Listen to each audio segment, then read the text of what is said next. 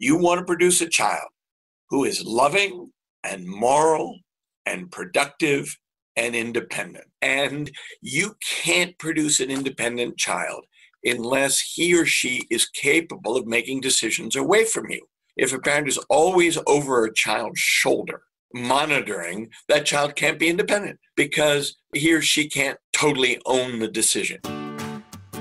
Hello and welcome to the Sunshine Parenting Podcast, where each week we talk about ideas for raising kids who become thriving adults.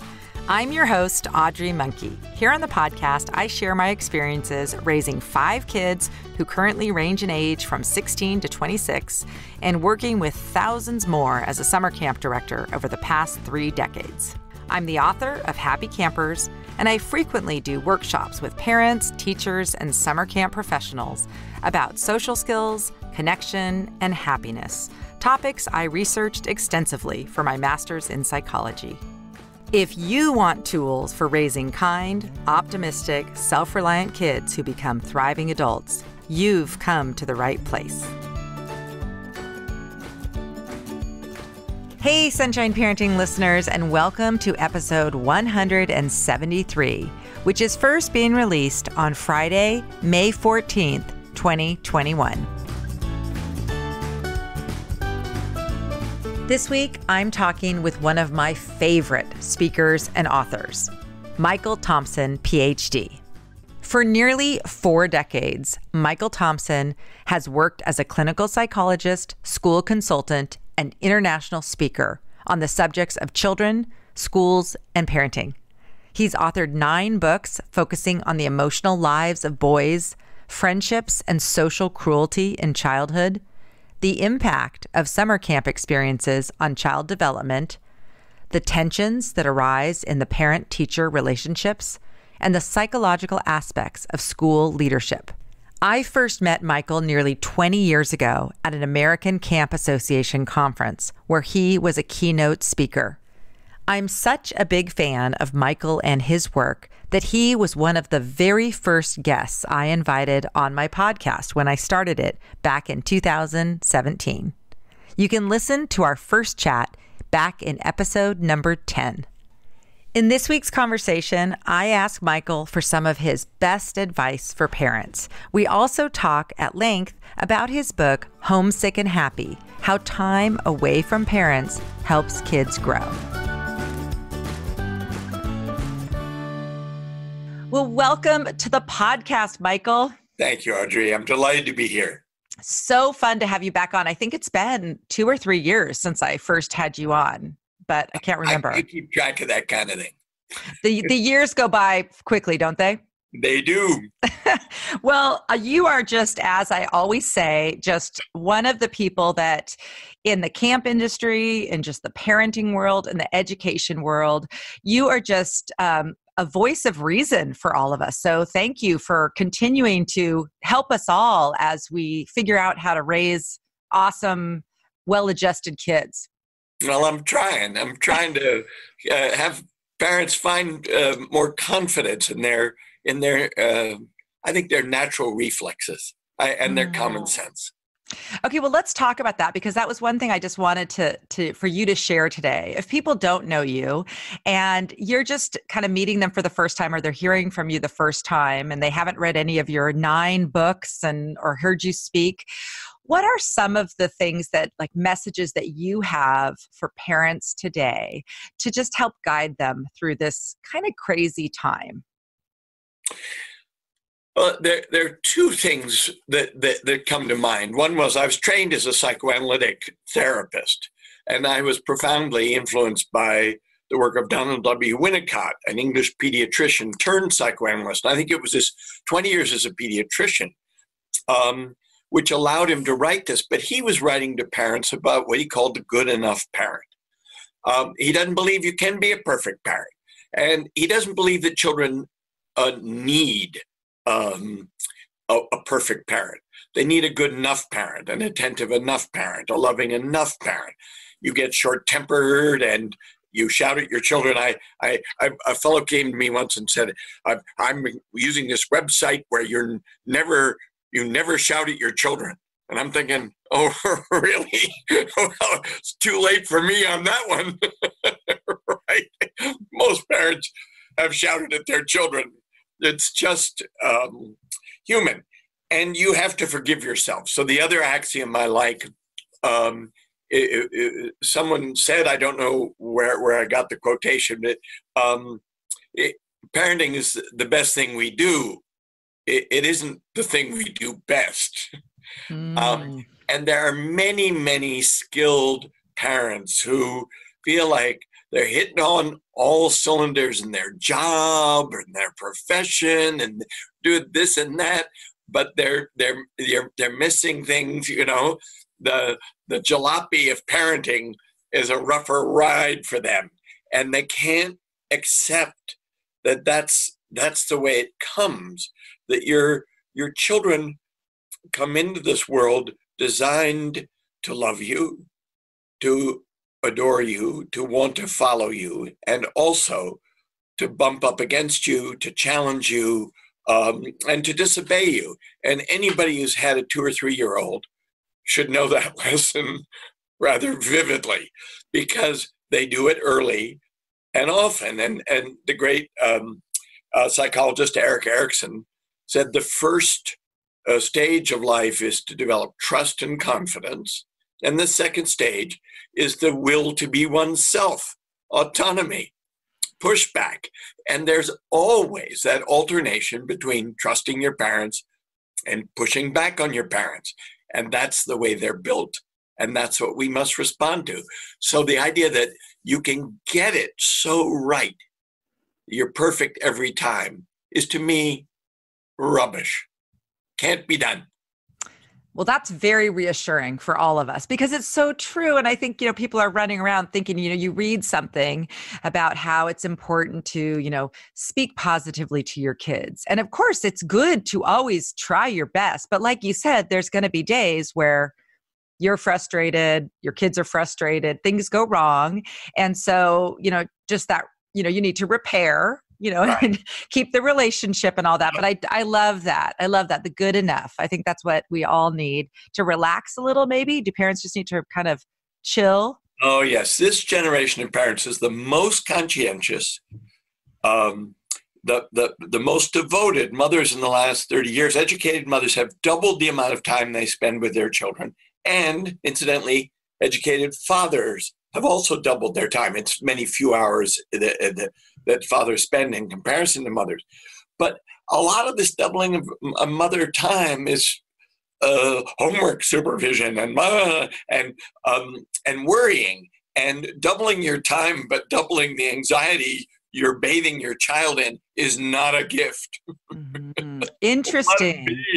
And, parents are always asking me, what more should I do? What more should I do? And that was one of the reasons I decided to write Homesick and Happy, the subtitle of which was How Time Away from Parents Can Help a Child Grow. Because I'm trying to say to parents, your presence doesn't always add value. Now, I don't mean to diminish the power of parenting thereby. Not at all. I think parents are essential to the foundation of a good, solid human personality. You have to feel loved if you're going to go on in this world and love yourself and then be able to give to other people. And you get that from your parents. But constant supervision, monitoring, worry, and attention, not so much. Yeah, in a way, I think what I have found is it sort of undermines the child's own development. If you're kind of constantly helping them and doing so much for them, they start feeling, I think, like they must not be able to do anything, or maybe, they'll never be good enough at these things to do these chores or these tasks without their parent there. So like homework is a great example. Right. If the parent's always making sure they have all their homework or watching them do it or checking their work, I think that kind of diminishes their own confidence, right? And their ability to ever figure it out on their own. So I was speaking to a parent audience last week, and the mother of a 12-year-old boy said to me, how do I motivate my son to, to be more focused on homework and be more interested in finishing it? And I said to her, or I asked her, who takes his homework more seriously, you or your son? And she said, well, I do. And I said, well, as long as you're taking it more seriously than he does, he's not going to have that much motivation because it's not his. He doesn't really own it. And this is often the point where seventh grade boys and their mothers get into it, because the boy wants autonomy, but he doesn't want to necessarily do homework. And he's kind of relying on his mother to push him to do it. But the more she pushes and the more seriously she takes it, and especially the less willing she is to let him get into trouble with the teacher for not having it done. If she keeps protecting him from that, it's never going to become his. Why would it? She's doing all the worrying. She's doing all the scaffolding. She's doing all the helping him focus. And he thinks, well, okay, it's important to her. It's just not that important to me. Yeah, and almost like you don't need any motivation. If someone else is, your mom's going to drag you through the race and across the finish line. Yeah, so you don't. Yeah, so why develop your own intrinsic internal motivation when it's not? You'll never develop it, huh? But well, does that going in and being embarrassed on Monday morning or Tuesday morning and caught out by your teacher? Now that's uncomfortable, and that might motivate you. Right. Why do you think, Michael, that parents are so much more concerned about this stuff these days than like when I was a kid or you were a kid? Uncertainty about their kids' futures, global competition, knowing that, being afraid that their kids are not going to have as easy a path as the parents had. No matter how challenging the parents' path has been, parents today look forward and they think, wow, my child's future, their future jobs, everything is uncertain. So I need to pack everything in that's going to help them in the future. I'm sympathetic to that. Mm-hmm. But when all these futurologists tell us we're going to have 3 different careers in a lifetime, and it's going to be, and you have to be flexible and adaptable, and half the jobs our kids will have haven't been invented yet. I mean, that makes my head spin. I've been a psychologist for 40 years. I've had stability.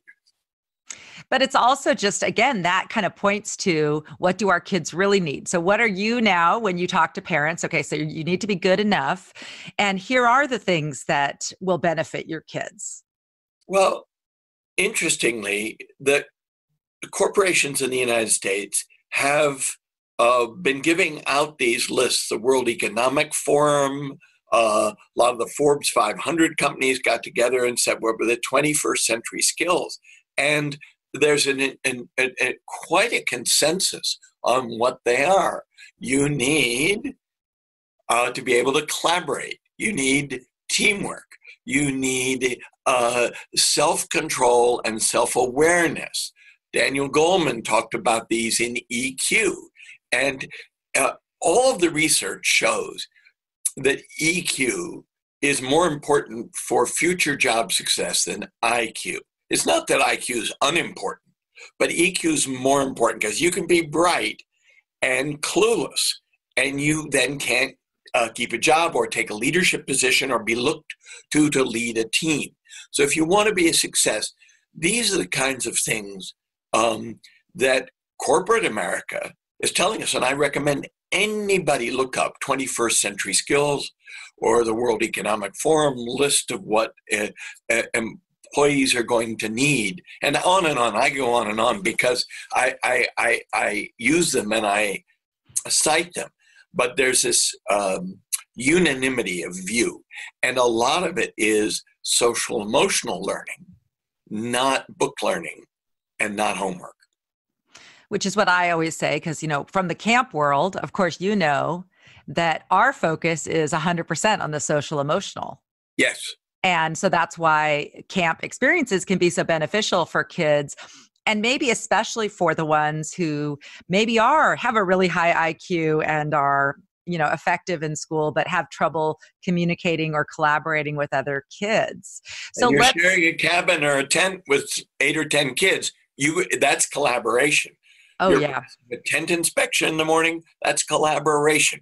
You're canoeing with a kid. When I was a 13-year-old boy and I went to camp, I had some spoiled brat in the bow of my canoe. And this kid did not pull his weight. I still remember his name. Humphrey did not pull his weight. And, for me to manage my anger, try and bring the best out in my Bauman. I was only 13 years old, but I had to try and find a way, because I couldn't do it myself all day. I couldn't paddle all day.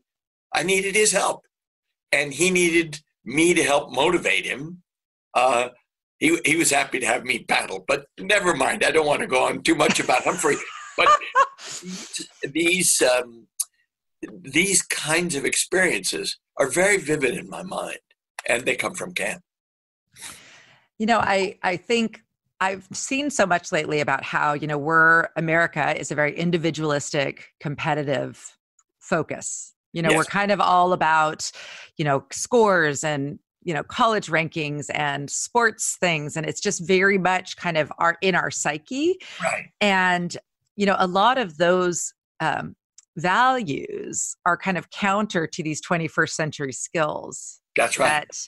So it's like so for parents and any, schools and camps and everything else, one of the things I think we can do to help our kids is to help them realize and value these other things that aren't as sort of valued by the greater culture.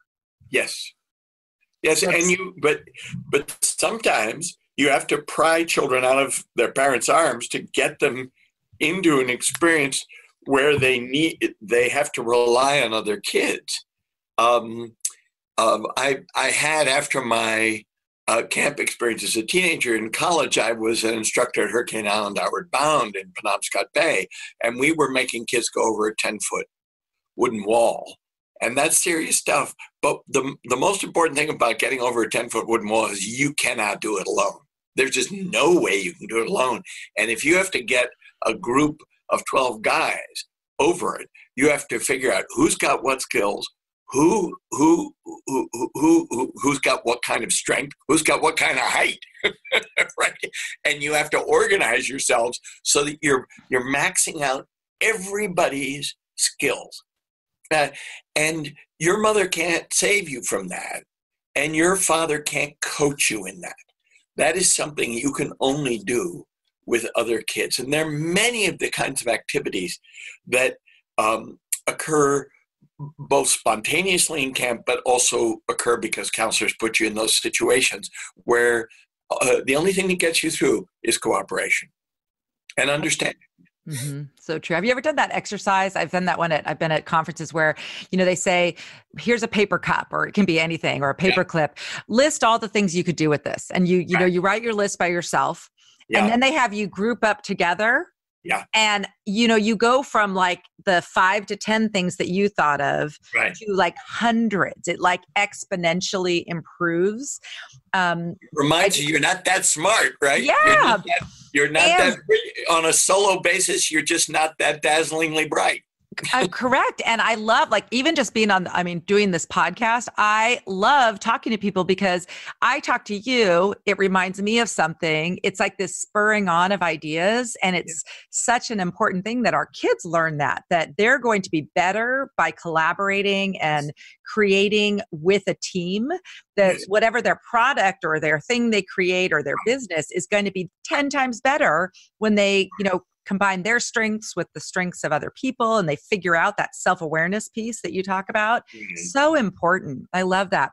Well, let's talk. I work in a lot of independent schools where the board of trustees think the measure of the school is how many kids they get into Stanford. Well, there are just not many many schools that are going to get many kids into Stanford, 1 or 2 max.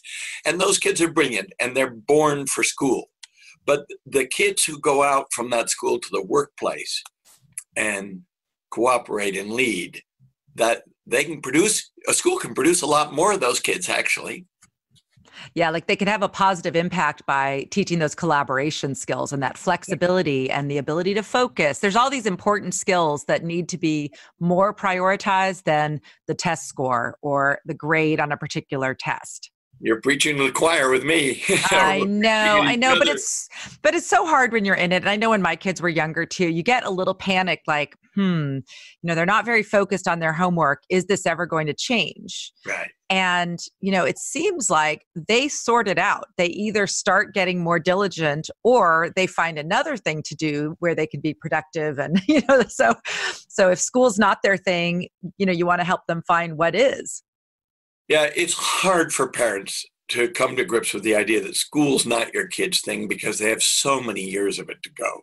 Mm-hmm. And my daughter Joanna is now 35, and the sainted mother of my 3 grandchildren was diagnosed as dyslexic. And elementary school was an ordeal for her because the elementary classroom was 4/5 language based, and that was her weakness.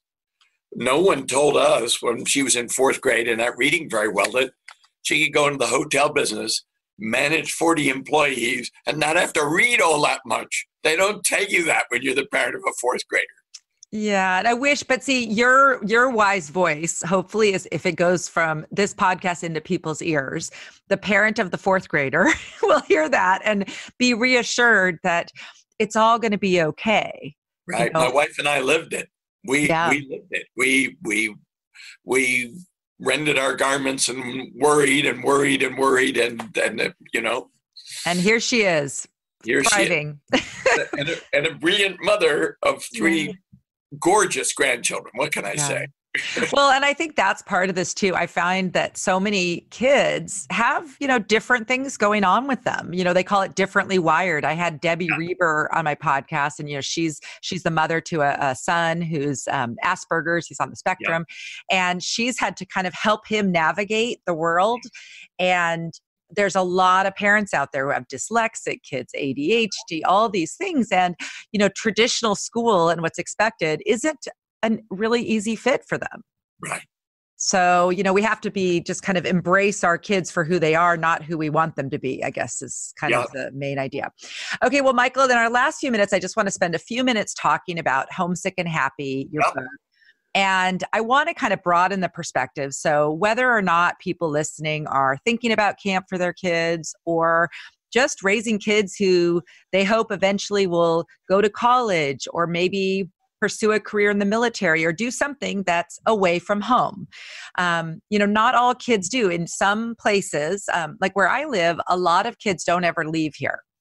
I'm in Central California. That's not American. I thought Americans were supposed to get up and move, right? Well, I think so. It just depends. I think, I'm in a more rural-ish area, Central California, and just a lot of kids they go to the local college. Yeah. They meet someone here and they get married and they settle here. So some kids never really leave home far, far away. Right. But for parents, you have to become, I've thought a lot about this, Audrey, because people said, well, what's the point of parenting? And because I was never trained as a parent expert, I'm trained as a child psychologist. It's just that I kept getting so many questions from parents in school that I tried to refine my thinking. And it comes down to this for me.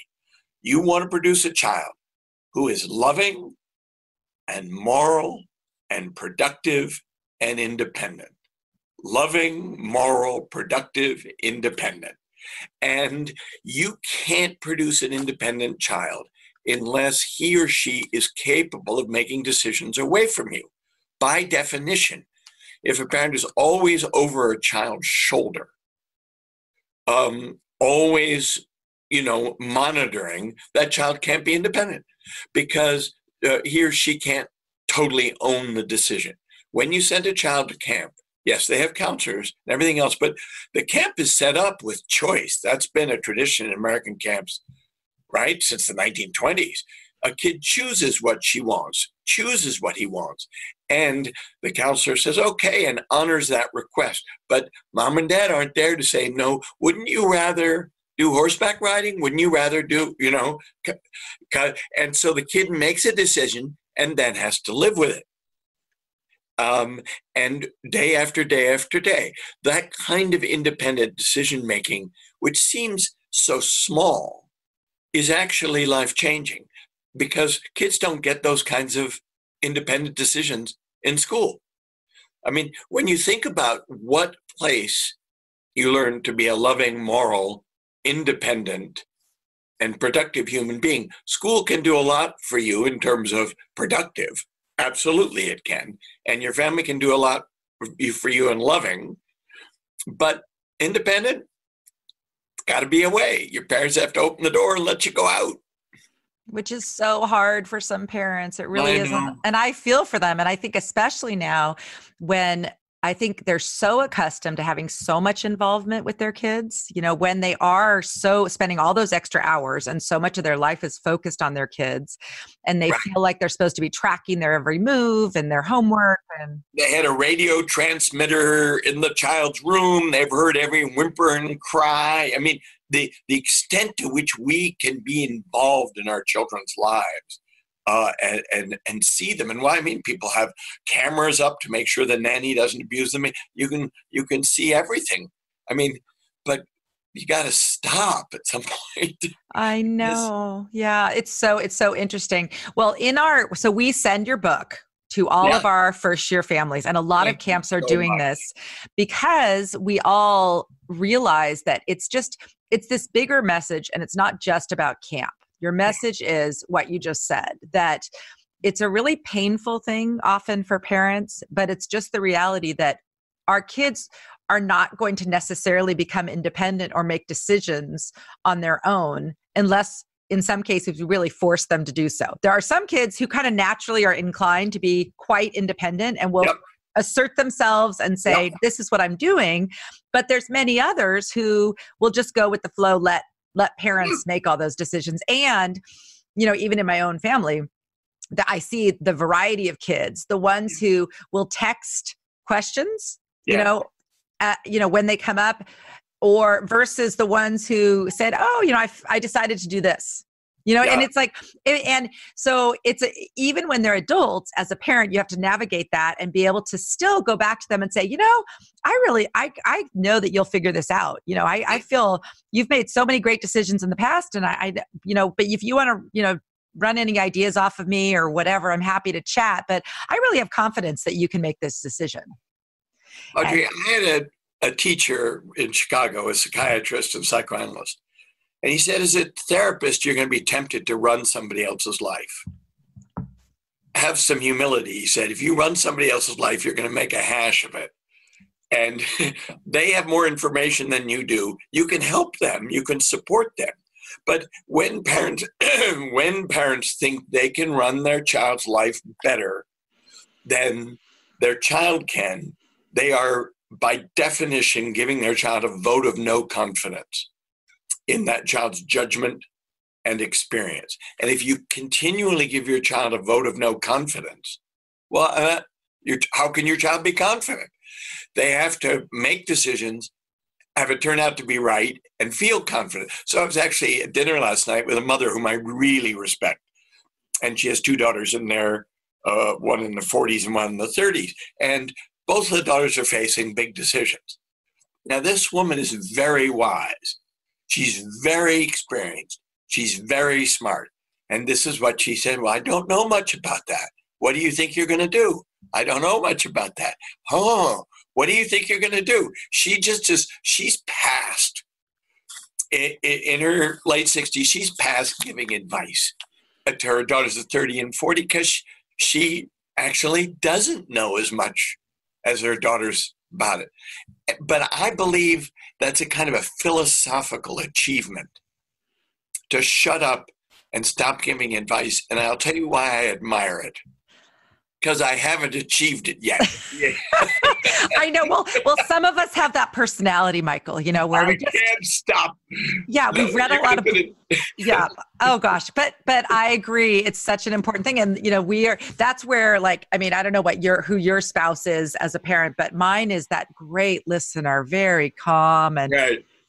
So it's always good because sometimes I can just say, I think you should talk to Dad about this because I feel like I have too much that I want to, say in this situation. So it's good to know yourself, that self-awareness, right? Well, it's also an occupational hazard to be a camp director and write parenting books, or to be a psychologist and write parenting books, because you start to get to feel, everybody wants to hear from me all the time about my good opinions, right? Right. You're like, yeah. Okay, well, I'm just going to, I want to just read a little bit so we send this letter to our parents and we quote your book. And then, thank you. and then it starts with every child, this is your words from the book, every child has to practice being independent, and every parent has to practice letting his or her child be independent. Yes. And then I say, most kids feel some apprehension before going on their first adventure away from home without parents. Yeah. Many parents are also nervous about the separation from their child, especially if your camper is expressing anxiety about going away to camp. Right. The biggest source of parental concern is often how your child will handle the separation from you and if they will experience negative emotions, often referred to as homesickness while at camp. While most kids do not feel extreme symptoms of homesickness, many experience emotional challenges during their first and subsequent experiences and other away from parent experiences. These feelings are normal and are something that we have helped many campers work through. Campers feel a great sense of accomplishment when they successfully overcome the challenge of homesickness. And we encourage you to view this experience through the lens of the long-term positive outcomes for your child. So that's our effort to just preload for parents the fact that for the most part, I mean, and in my case, like at our camp, we have 1,300 kids come through. And I mean, no joke, there are fewer than 10 in any given summer who have what I would call, extreme homesickness. So really, many kids verbalize that they have none. I'm having so much fun. And then Chris Thurber doesn't believe. He thinks everybody's got a little mild homesick. But I don't know if you remember the story about my son, Will, when I read Chris Thurber's research on homesickness. Yeah. And I went to my son, Will, and I said, Will, I think you were in the significant distress group. You may have been in the nonstop homesickness group that first summer you were away. And he said, yes, I was, Dad. I said, you felt it every day? And he said, yes, Dad. And then I felt a little bad. And I said, well, why'd you go back for the second year? Your mom and you could have ganged up on me and you wouldn't have had to go back to camp. And he said, Dad, if you can't learn to sleep away from your parents, you have to live with them for the rest of your life. Oh my gosh. He was wise. He must have inherited some of it. Doesn't he encapsulate the whole thing? The moment he said it, I knew that had to go into the book. If you can't learn to sleep away from your parents, you have to live with them for the rest of your life. That's so, so good. So then when he went back, was he not as homesick? Oh, yeah. No, he was, he's a homebody. He's a kind of a cautious homebody. But his experiences at camp, he told me at the end of the second year, Dad, I get the camp thing. He wanted a different kind of camp. He wanted an arts camp, and it changed his life. He went on to art school. Camp changed the direction of his life, as he knew it would when he asked for an arts camp. But there's no question his independence was won at camp. Mm-hmm. That's awesome. Well, what advice do you have for parents? Maybe those parents out there who are either sending their child to camp for the first time or sending them away to college for the first time or sending them on any away from them adventure. What advice do you have for parents? I want adults, and I ask them this in my talks, to reflect on what some of the happiest, most satisfying moments from their childhood are. And they're often, the majority, are usually having a memory when they were away from their parents, doing something with their friends that might have been a little risky and doing it, managing it, and leading it. I had a woman tell me when she was an 11-year-old girl, she was in the summer out with her younger cousins. I can't remember, they were 6 or 5 or whatever. And she was in a field, and all of a sudden the grass was so high, they were all lost. And she thought, I'm 11 years old, and I have to get my younger cousins back, and I have to find the way back. And when I asked for this audience for the sweetest moment of childhood, that was what the woman remembered. It was my taking charge and being protective of my cousins. That was the most satisfying memory was a grown-up. I was a grown-up. I was in, your parents can't hand that to you. They can't. Yeah. So true. Well, Michael, this has been once again so fabulous. I could just talk to you all day, but we'll have thanks. And maybe in another 2 years we'll circle back again, because I just I love talking to you and I love hearing from you. And I hope I get to see you on one of your upcoming talks. Are you mostly talking to parents now, or teachers, or both? When I go to schools, I try and do a middle school assembly, an upper school assembly, a faculty meeting, and a parent talk. Awesome. So that I hit all three constituencies in a school. And you are still, people can still book you, right? For the rest of this year? Yeah, I'm online. Yeah, no, I have a website. Yeah, absolutely. That's my work. I'm not doing it as much as I used to, Audrey. Last year I traveled and spoke for 7 months, and I took 5 months off. Well, I need to be with my grandchildren. Well, for sure. But I looked at your schedule coming up and it looks pretty darn busy to me. So I think you're doing great. And I appreciate, we really need you. Maybe, I know you've been doing this for 35 years, but I think people need you more now than they did 35 years ago. Thanks. Thanks so much for being on. Have such a great month, and we'll be in touch. Okay. And you have a great spring and summer. Yes. Thank you. As always, you can find notes, links, and other resources related to today's conversation by visiting my website at sunshine-parenting.com. While you're there, be sure to sign up for my email list so that you don't miss out on any of the great resources I have available for raising thriving kids. Hey listeners, if you enjoy the ideas I talk about with guests here on the podcast, then you might really enjoy my book, Happy Campers: 9 Summer Camp Secrets for Raising Kids Who Become Thriving Adults.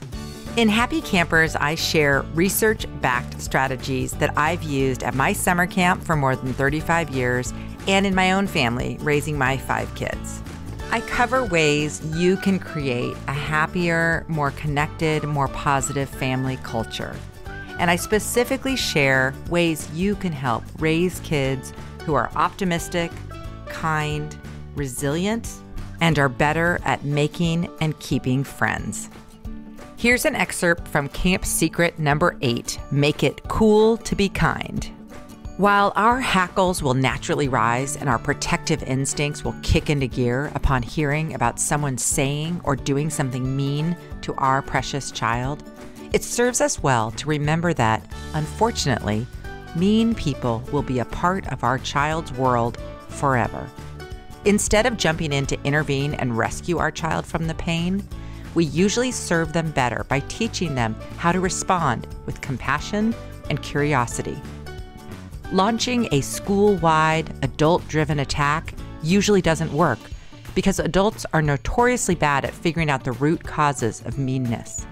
Often, the kids perpetuating the cruelest acts are the ones viewed in a positive light by adults.